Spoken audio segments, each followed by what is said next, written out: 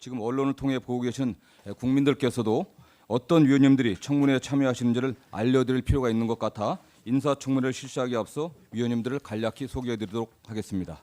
위원님들께서는 앉으신 자리에서 간단히 목례만 해주시기 바랍니다. 위원장을 중심으로 오른쪽과 왼쪽에 계시는 위원님들 교대로 소개해드리겠습니다. 먼저 자유한국당 간사를 맡고 계시는 경대수 위원이십니다. 다음은 더불어민주당 간사를 맡고 계시는 윤후덕 위원이십니다. 다음은 자유한국당 강효상 위원이십니다. 다음 더불어민주당 이철희 위원이십니다. 다음 자유한국당 김성원 위원이십니다. 다음 더불어민주당 전혜숙 위원이십니다. 다음 자유한국당 박명재 위원이십니다. 다음 더불어민주당 최윤경 위원이십니다. 다음 자유한국당 정태욱 위원이십니다. 다음 국민의당 김광수 위원이십니다. 죄송합니다. 김광수 의원 약간 늦는 것 같습니다. 다음 바른정당 김용태 위원이십니다. 다음 국민의당 이태규 위원이십니다. 저는 국무총리 인사청문특별위원회 위원장을 맡고 있는 정성우 위원입니다. 인사청문회에 들어가기 앞서서 위원장으로서 한 말씀만 드리고자 합니다. 먼저 여러 위원님들과 함께 새 정부의 첫 국무총리 후보자에 대한 인사청문회를 실시하게 된 것을 매우 뜻깊게 생각합니다. 인사청문회는 헌법에 의해서 그 임명에 국회의 동의를 요하는 고위공직자가 갖추어야 할 국정수행 능력과 자질을 국민을 대신해서 국회가 사전에 검증하고 확인하는 절차입니다. 특히 오늘 인사청문회는 국민의 명령에 의해 촉발된 전임 대통령에 대한 국회의 탄핵소추와 헌법재판소의 탄핵 결정 그리고 대통령 보궐선거 실시라고 하는 우리 헌정사상 초유의 과정을 겪으며 출범한 새 정부의 신임 국무총리 후보자에 대한 인사청문회로서 국민 여러분의 관심과 이목이 그 어느 때보다도 집중되어 있습니다. 더욱 이번 청문회는 6개월에 달하는 국정 공백을 해소하고 대통령직 인수위원회 과정 없이 임기가 시작된 대통령을 보좌할 국무총리 후보자에 대한 인사청문회로서 향후 내각 구성과 국정 안정에 큰 영향을 미치는 매우 중요한 청문회라 할 것입니다. 그동안 우리 민생 경제와 안보가 어렵지 않은 때가 없었지만 지금 대한민국은 그 어느 때보다도 복합적인 위기에 처해 있습니다. 대내적으로는 극심한 양극화, 구조적인 성장 동력 저하, 심각한 저출산과 고령화, 일자리 부족으로 국민들은 희망을 찾지 못하고 있으며 북핵과 미사일 위기가 고조되는 가운데 G2 시대라고 하는 새로운 외교 안보 환경의 도래로 대외적 불확실성이 높아지고 있습니다. 새 정부의 초대 국무총리는 대외적인 불확실성을 타개하는 가운데 대내적으로는 개혁과 통합이라는 두 마리의 토끼를 잡아야 하는 막중한 책무가 주어져 있습니다. 특히 우리 정치사의 전례가 매우 드문 여소야대의 다당제 환경 속에서 여야 제 정당과 긴밀히 소통하고 신뢰를 쌓아 진정한 협치기를 열어야 하는 어려운 책무를 감당해야만 합니다. 또한 제왕적 대통령제의 폐단을 경험한 국민들께서는 책임 총리에 거는 기대가 매우 큰 것이 사실입니다. 신임 국무총리는 책임 총리로서 때로는 대통령에게 쓴소리를 마다하지 않아야 하고 다른 한편으로는 각 부처의 장관과 긴밀히 소통하여 새 정부의 핵심 국정 과제를 원만히 추진하여야만 합니다. 이러한 상황에서 신임 국무총리는 그 어느 정부의 총리보다 더 높은 자질과 능력, 올바른 가치관과 인품이 요구된다고 할 것입니다. 위원님들께도 당부의 말씀을 드리겠습니다. 올해로 인사청문회 제도가 도입된 지 17년이 되었고 국민의 눈높이에 맞는 품격 있는 청문회가 요구되고 있습니다. 특히 이번 청문회는 TV를 통해서 생중계가 되고 있는 점을 유념하셔서 합리적이고 생산적인 청문회가 될 수 있도록 위원님들이 각별한 노력과 협조를 당부드리겠습니다. 또한 앞서 말씀드린 바와 같이 제왕적 대통령의 폐해를 경험한 국민들께서는 대한민국이 위기를 극복하고 전진할 수 있도록 국회가 보다 큰 역할을 감당해 줄 것을 기대하고 있습니다. 위원님들께서는 오늘부터 이틀 동안 후보자가 과연 엄중한 대내적 환경 속에서 큰 소명의식과 책임감을 가지고 대통령을 보좌하고 국민과 소통하면서 책임 총리로서의 역할을 수행할 역량이 있는지를 검증하는 것에 보다 많은 시간과 노력을 할애해 주실 것을 간곡히 당부드립니다. 그리고 오늘 이 자리에 출석하신 이낙연 국무총리 후보자에게도 한 말씀 드리겠습니다. 국회가 국민의 대표기관으로서 공직 후보자를 검증하고 대통령의 인사권을 견제하는 것은 국회 본연의 기능입니다. 후보자께서는 이 점을 유념하시어 위원님들이 날카로운 질의를 반추의 거울로 삼아 진지하고 성실하게 답변해 주시기를 부탁드립니다. 더 나아가 해명할 것이 있다면 한 점 의혹도 남지 않도록 명확히 해명해 주시고 사과할 것이 있다면 진솔히 사과하시어 국민 여러분이 보시기에 속 시원한 청문회가 될 수 있도록 협조해 주시길 당부드립니다. 그러면 의사일정 제1항 국무총리 이낙연 임명 동의안 심사를 위한 인사청문회를 상정합니다. 인사청문회에 들어가기 앞서 자료 제출 요구 결과에 대하여 말씀드리겠습니다. 우리 위원회가 자료 제출을 요구한 건수는 총 1,042건이며 이 가운데 현재까지 제출된 것이 892건입니다. 자료 제출 현황 및 미제출 사유 등에 대해서는 배부해드린 유인물을 참조해 주시기 바랍니다. 미제출 사유는 인사청문 경과 보고서에 기재하도록 하겠습니다.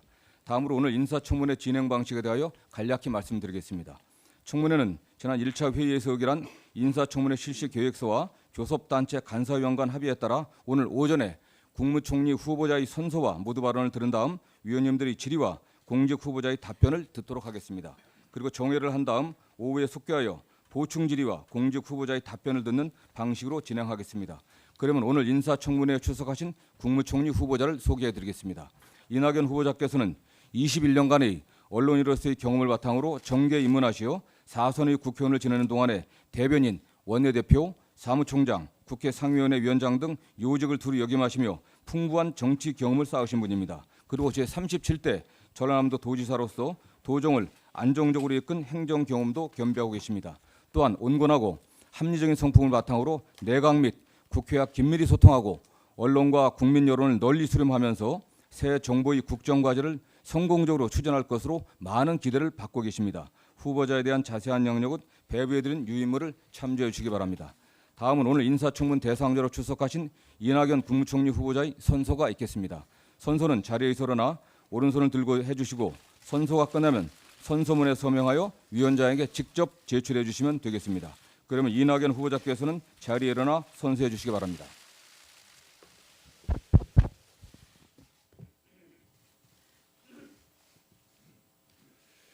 선서. 공직 후보자인 본인은 국회가 실시하는 인사청문회에서 양심에 따라 숨김과 보탬이 없이 사실 그대로 말할 것을 맹세합니다. 2017년 5월 24일 공직 후보자 이낙연.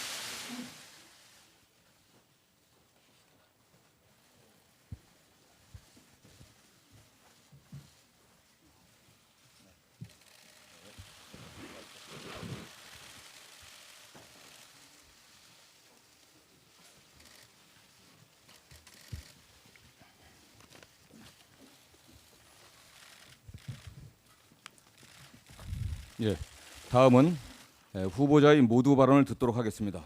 후보자께서는 발언대로 나오셔서 인사해 주시고 모두 발언을 해 주시기 바랍니다.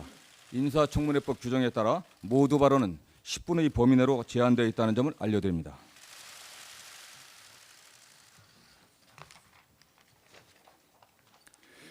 존경하는 정성호 위원장님을 비롯한 인사청문특별위원회 위원님 여러분, 국내외적으로 엄중한 시기에 국가와 정치의 발전을 위해 고심하시는 위원님 여러분께 경의를 표합니다.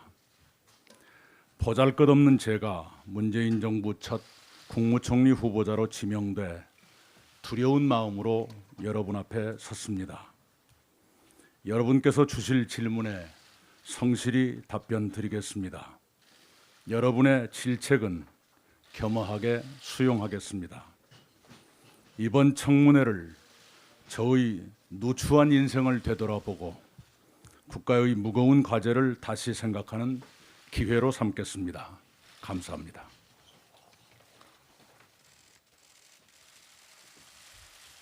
예, 수고하셨습니다. 자리에 앉아주시기 바랍니다. 일단 요즘 말씀 제가 한마디 드리고요. 이따 충분히 드리겠습니다. 다음 의원님들의 질의 순서입니다. 의원님들 의사진행 발언이나 또 자료 제출 요구에 관련해서는 드린 말씀한 다음에 충분히 시간을 드리도록 하겠습니다. 질의와 답변은 교섭단체 간사간 합의에 따라 일문 일답 방식으로 진행하되 오전 주질의는 7분, 오후 보충 질의는 10분으로 하고 재보충 질의 등은 위원장이 각 교섭단체 간사위원과 협의하여 정하도록 하겠습니다. 질의 시간에는 후보자의 답변 시간이 포함되므로 후보자께서는 이 점 유념하셔서 답변은 핵심 위주로 간략하게 해주시기 바랍니다. 그리고 방송으로 중계되는 점을 감안하여 회의 내용이 명확하게 국민들에게 전달될 수 있도록 마이크를 가까이 하여 발언해 주십시오. 회의장 마이크는 발언 시간이 추가되면 자동으로 꺼지도록 되어 있습니다. 위원님들께서는 발언 시간을 준수하셔서 청문회가 원만히 진행될 수 있도록 협조해 주실 것을 당부드립니다.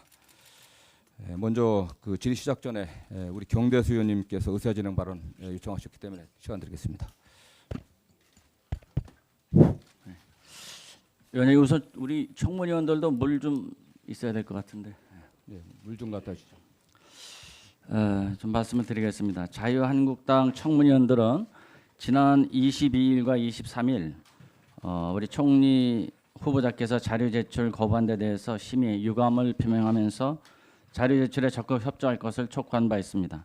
우리 청문위원들의 요구는 아주 간단 명료했습니다. 인사청문회를 진행할 수 있는 최소한의 기본 자료를 요구했고 의혹과 관련된 철저한 검증을 위해서 꼭 필요한 자료만을 요구했습니다. 그러나 후보자께서는 개인정보 보호를 이유로 배우자와 아들에 대한 자료는 철저히 거부하고 계십니다. 역대 인사청문회 과정에서 개인정보 보호를 이유로 자료를 제출을 거부한 적은 없습니다. 인사청문회 목적과 기본 취지 근간을 뒤흔드는 사상 초유의 일이라고 생각합니다. 이를 그대로 묵과한다면 다른 인사청문 대상자의 청문 과정에서도 그대로 지금의 행태가 답습될 우려마저 제기되고 있습니다. 인사청문회에서 청문위원의 역할과 책임은 후보자에 관련된 병역, 부동산 투기, 위장 전입, 세금 탈루 의혹 등에 대해 검증해서 명명백백히 사실을 밝히는 것이며 이를 국민들께 소상히 알려드리는 데 있다고 생각합니다. 아직까지도 가장 기본적인 자료들이 제출되지 않고 있습니다. 청문회가 제대로 진행될 수 있을지조차 의문입니다. 다시 한번 심히 유감을 표하면서 위원장님께 아래와 같이 자료 제출 거부 내용을 말씀드리니 엄중한 경고와 함께 후보자께서 오늘 12시까지 자료 제출을 하시도록 명해 주셔서 오후부터는 청문 일정이 원활하게 진행되도록 해 주시기를 부탁드립니다. 먼저 후보자의 아들의 병역 면제 의혹과 관련한 어깨 탈골 CT 및 MRI 사진과 건강보험 심사평가원의 치료 내역 등 핵심적인 자료가 아직 제출되지 않고 있습니다. 후보자 아드님은 현역 3급 판정을 받은 후에 어깨 탈골 수술을 이유로 병역 처분 변경 신청과 함께 재검을 신청했습니다. 그에 따라서 면제 처분을 받았습니다. 후보자께서는 군에 아드님을 보내달라는 탄원서를 제출한 바 있는데 이 의도가 진정성으로 인정된다면 병역 처분 변경 신청으로 재검 면정 판정을 받을 것이 아니라 어깨 탈골 수술에 완치가 되면 입영 연기를 할 수 있는 입영 연기 신청으로 했어야 마땅하다, 이렇게 저희 의원들은 판단하고 있습니다. 그래서 어깨 탈골 수술 사유 말고도 밝힐 수 없는 군복무가 불가능한 사유가 있는지조차를 우리 국민들이 알아야만 우리 총리 후보자께서 말씀하시는 그 변명 내용이 진실성이 인정될 수 있다고 보기 때문에 이 자료는 꼭 제출해 주시기를 다시 한번 말씀드립니다. 두 번째, 위장 전입 의혹과 관련된 후보자 아드님의 초등학교 입학 졸업 연도는 어제야 겨우 도착했습니다. 그런데 그 아드님의 주민등록 초본은 아직 제출되지 않고 있습니다. 아드님의 이 주민등록 초본이 1989년 후보자 부인의 주민등록이 서울 강남 논현동으로 되어 있을 때 아들의 주소지가 어디였는지 확인하는 아주 기초적인 자료입니다. 왜 제출을 안 하시는지 이해할 수 없는 대목입니다. 아들의 주민등록 초본상에 어머니와 함께 강남구 논현동으로 주소지를 두고 있었다면 위장 전입이 매우 의심스러운 것이고, 그렇지 않다면 왜 배우자만 주소지를 변경해서 9개월간 혼자 지내셨는지에 대해서 그 사유를 밝힐 것을 요청합니다. 세 번째, 부동산 투기 의혹을 요구 자료 목록만 쭉히 말씀해 주시면 될 것 같아요. 부동산 투기 의혹을 잠깐만요. 투기 의혹을 확인하기에 국토교통부가 보존하고 있는 부동산의 실거래 가격 및 기간 등에 대한 자료를 요구했으나 이 역시 후보자가 개인정보 활용에 동의하지 않아서 후보자 이외의 가족분들에 대한 자료 제출이 거부되고 있습니다. 경찰청에 요구한 범칙금, 과태료 현황에 대해서는 어젯밤에 제출되었습니다. 본인과 배우자 자료는 제출하면서 아들에 대한 교통범칙금, 과태료 등이 또다시 개인정보 활용 부동의를 이유로 거부한 이유가 무엇인지 의문입니다. 다섯 번째, 선거법 위반으로 주의 경고 처분 조치를 받았는지 등에 대한 자료 역시 제출되지 않았습니다. 중앙선거관리위원회가 제출하면 되는 것인데 지금이라도 후보자께서 중앙선관위 자료 제출에 동의하시면 바로 제출될 수 있는 자료입니다. 그 밖에도 한 번에 10,000명이나 참석했다는 출판 기념회 판매 실적과 강매 의혹을 받고 있는 배우자의 그림 전시회 판매 실적 관련 자료 등 민감한 자료 또한 제출되지 않고 있습니다. 후보자께서는 청문 대상자입니다. 청문 대상자가 청문회를 원활하게 운영하는데 협조하셔야 되는데 청문회 자체를 지금 무용지물로 만들려는 게 아닌가 하는 판단이 들고 있습니다. 청문위원들이 요구하는 최소한의 기본 자료, 후보자께서 개인정보 활용에 동의만 하면 되는 자료입니다. 그 어떤 변명을 하시지 마시고 협조해 주실 것을 부탁드립니다. 위원장님께 다시 한번 말씀드립니다. 이번 청문회가 정상적으로 진행되도록 하기 위해서 후보자께서 금일 정오까지 지금까지 말씀드린 자료 제출을 하실 수 있도록 명해 주시기 바랍니다. 예, 경대수 의원님 수고하셨습니다. 이낙연 잠깐. 이낙연 총리 후보자께서는 그 제3자의 그 개인정보 보호를 위해서 특별한 그 필요가 있는 경우를 제외하고서는 가능한 한 좀 자료를 제출해 주시고요. 또 공직 후보자께서 이거 다 기억 못하니까 뒤에 계신 우리 실무자들께서 경대수 의원이 요구한 자료들 자세히 좀 살펴보고 이게 정말 그 제3자의 인권 보호를 위해서 이건 공개할 수 없다 이런 사유가 있는 걸 제외하고서는 가능한 한 꼭 성실하게 제출해 주시길 좀 당부드리겠습니다. 다음 우리 김광수 의원님 하시죠.